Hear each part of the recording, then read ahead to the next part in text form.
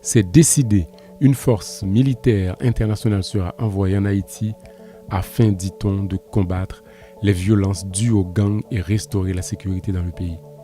Et c'est le Kenya qui vient à la rescousse en prenant la tête de cette nouvelle mission. Pour cette intervention en Haïti, les candidats manquent à l'appel. Les États-Unis se refusent d'envoyer leurs propres troupes sur le terrain pour éviter de rappeler leur occupation agressive et brutale du pays. Et l'ONU ne veut pas non plus mouiller la chemise parce que ces dernières interventions en Haïti ont été une catastrophe. Les casques bleus de la mission des Nations Unies pour la stabilisation en Haïti, MINUSTAH, présente en Haïti de 2004 à 2017, ont apporté le choléra, entraînant une épidémie ayant fait plus de 10 000 morts. Après plusieurs mois de tergiversation, le 2 octobre 2023, le Conseil de sécurité de l'ONU a approuvé le déploiement d'une force de sécurité internationale en Haïti. Le gouvernement d'Ariel Henry, qui n'a ni légitimité ni mandat du peuple haïtien, dit saluer une lueur d'espoir. La résolution adoptée par 13 voix pour et 2 abstentions, qui sont la Chine et la Russie, valide la création de cette mission de soutien à la sécurité non onusienne pour une période initiale de 12 mois avec une réévaluation au bout de 9 mois. Il est important de rappeler que c'est une mission internationale non onusienne conduite par le Kenya, c'est-à-dire une mission qui a l'aval de l'ONU sans être une mission onusienne. Ces actions ne seront donc pas contrôlées, sachant que les policiers et militaires kenyans sont souvent accusés d'abus et de violence. Si l'ONU et les grandes puissances comme les États-Unis ne veulent pas s'engager dans cette mission, il y a de quoi se poser des questions. Ils ne veulent donc pas être tenus responsables en cas d'échec. Où est donc le sérieux et la crédibilité d'une telle mission quand ceux qui la réclament refusent d'y prendre part?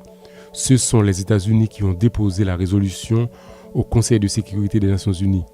Qu'ils assument leurs actes et participent à la mission. Comme ça, on saura clairement à qui on a affaire.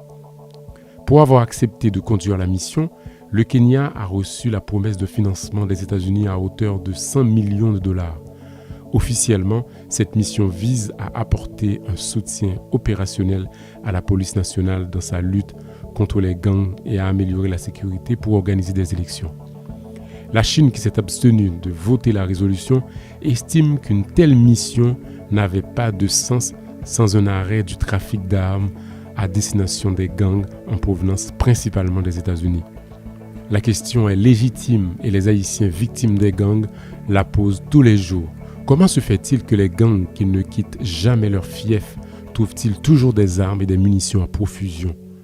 Ces armes et ces munitions ne viennent pas d'Haïti, mais des États-Unis. Et pourquoi les Américains qui se disent amis d'Haïti, s'ils veulent vraiment aider le pays, n'arrêtent-ils pas cet horrible trafic?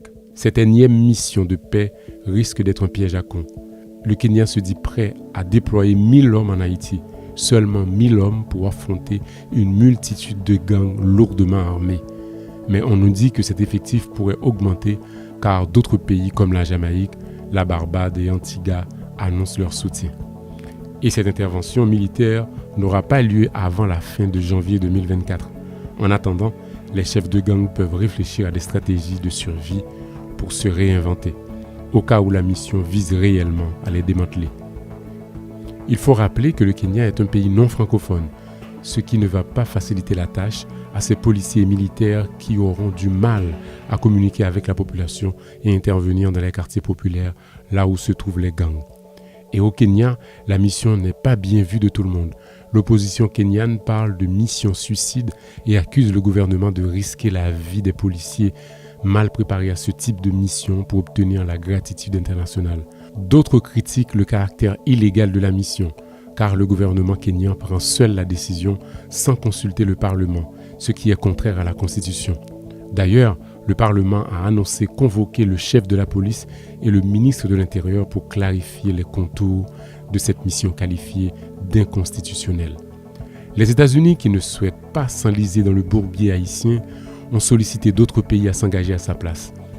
Après que le Brésil et le Canada ont refusé de prendre la tête de cette intervention, ils sont allés chercher le Kenya, qui jusque-là n'avait pas un lien diplomatique particulier avec Haïti. Mais au fond, c'est Washington qui mène la danse. L'argent et l'appui logistique seront apportés par les Américains et les Kenyans n'auront de compte à rendre qu'aux Américains. Et en cas d'abus et de violence lors de cette mission, les Haïtiens sauront à qui demander des comptes. En passant, rappelons que toutes les interventions internationales en Haïti se sont jusqu'à présent soldées par des échecs et des drames.